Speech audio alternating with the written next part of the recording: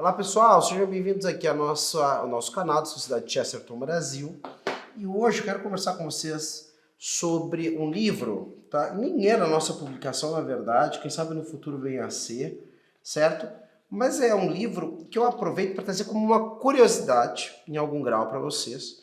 Apesar que eu acho que tem uma ou outra pessoa que talvez sinta de maneira assim, uma mera curiosidade, Rodrigo.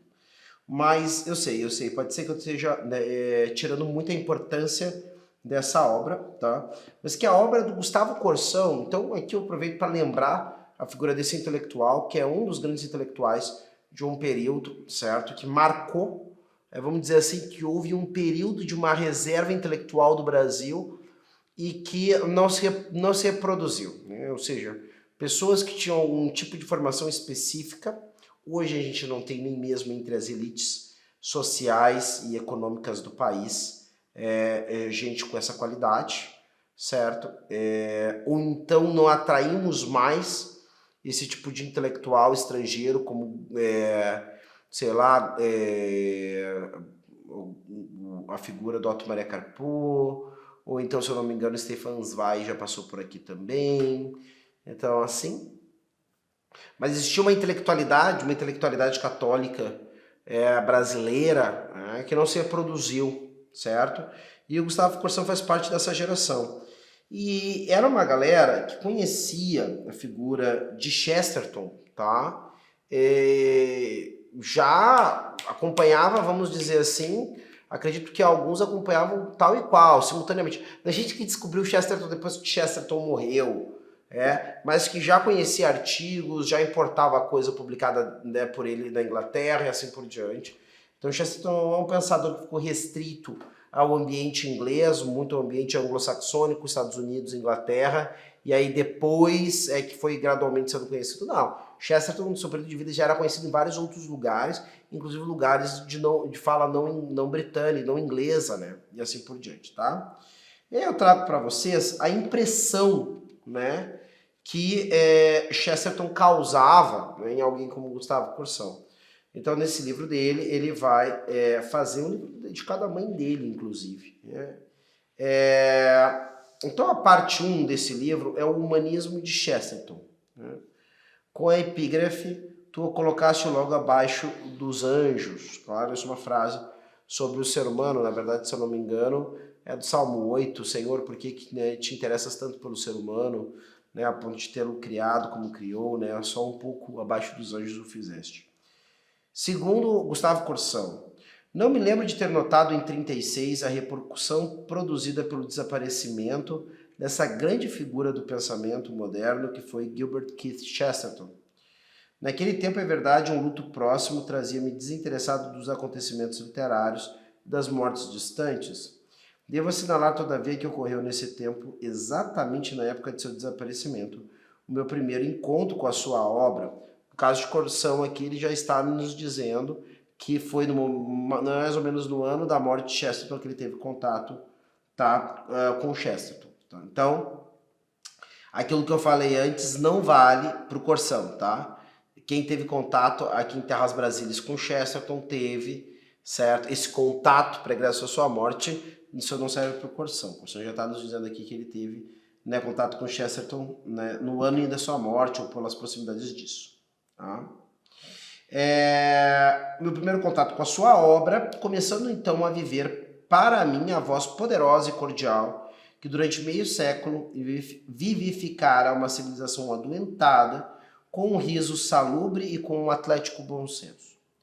Não dei pelo seu desaparecimento, mas senti, com a impetuosa evidência de uma janela aberta, o seu aparecimento. E creio que esse fato, que para mim teve tamanha importância e se revestiu de tão nítido contraste, vem se processando de modo análogo em relação ao mundo inteiro. Chesterton está crescendo. O mundo que o perdeu não avaliou a justa medida do que perdia. Agora os que o encontram começam a se admirar com o que encontraram. Chesterton é efetivamente um grande escritor. Receio que esta simples frase nada diga ao leitor que 1000 vezes já a viu aplicada ou como revelação de escritores que aparecem ou como elogio fúnebre dos que desaparecem. As admirações estão cansadas. Precisamos instalar amplificadores no estilo para conseguir um pequeno movimento de solicitude e de interesse. Ou então, se não gostamos de descomedimentos, devemos tentar a frase em outra ordem, na esperança de dar às palavras um novo ânimo. Direi, pois, que Chesterton é um escritor grande. Sua grandeza é extensa e intensa. Extensa pela enorme área de assuntos que sua obra cobriu, intensa pela força, pela viril energia com que aderiu em todos os pontos, com a violência, com infatigável confiança aos princípios básicos sobre o qual repousam os destinos do gênero humano. Chesterton, no mais exato sentido, é um escritor. Tenho como certo que não há vidas inúteis, mas tenho como certíssimo que a maior parte dos livros são inúteis, no sentido mais duro e mais triste do termo. Eu acredito que com Gustavo Corsão aqui a coisa também não mudou muito ultimamente, talvez só tenha piorado. Não há vidas inúteis. A mais obscura que ainda traga acesso aceso e quente, o mais malogrado coração, é ainda um bem inestimável e insubstituível. Único no gênero, necessário à harmonia do universo. A vida daquele homem que passa com um cesto de legumes na cabeça é, ele talvez não saiba, uma coisa cobiçada. A vida mais amena daquele outro que pisa o arranco do automóvel, ele talvez já o tenha esquecido, é disputada em áspera luta entre os arcanjos. Não há vidas insignificantes, mas há escritores insignificantes. Escritores cujas obras pouco ou nada significam. E quando digo que Chesterton é um escritor, quero afiançar que sua obra tem um sentido, ocupa um lugar, representa um papel, pesa, funciona. Quero dizer, em outras palavras, que a inteligência que se interesse hoje por entrar em contato com as realidades mais significativas da cultura universal, que deseje vivamente estar inserida nesse hoje do mundo, não pode deixar de lado, como peça meramente acessória, e que sai inútil a imensa obra de Gilbert Keith Chesterton. Eu trago isso para vocês nesses termos, pessoal, por um motivo bastante simples, certo? A gente fala e tenta contar a história, tenta contar quem é o Chesterton, e fazemos lives e assim por diante, tá? E às vezes a impressão que se tem é que algumas pessoas caem quase numa idolatria do Chesterton. Chesterton é um sujeito que é maravilhoso, genial em todos os assuntos que ele fala. Não é, tá? Então vamos deixar muito claro. Chesterton não é genial em tudo que fala, até porque não tem como ele ser genial em tudo que ele falou e escreveu, porque muita coisa ele falou e escreveu com honestidade, com critério, mas de maneira rápida e sob encomenda para pagar as contas do mês, certo? Especialmente certos contos deles, contos literários, entre eles, inclusive vários contos do Padre Brown, tá? Então é isso.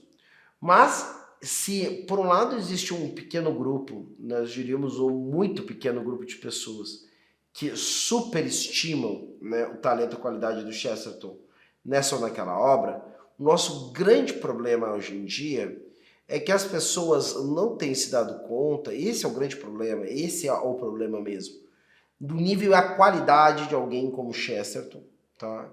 Que de fato pode ser um sujeito que nos ajudaria a estruturar, ou no mínimo conseguir desenvolver, certos sentimentos de retidão em relação às coisas, tá? Que muitas vezes faltam. Falta para muitas pessoas, especialmente no mundo dos estudos, certo? Onde nós vemos que algumas pessoas não estão muito preocupadas com a certa adequação, né, à verdade daquilo que elas falam, mas com uma certa probabilidade, não se importando muito se não for assim, vão falando e vão ensinando e vão fazendo dessa forma, tá?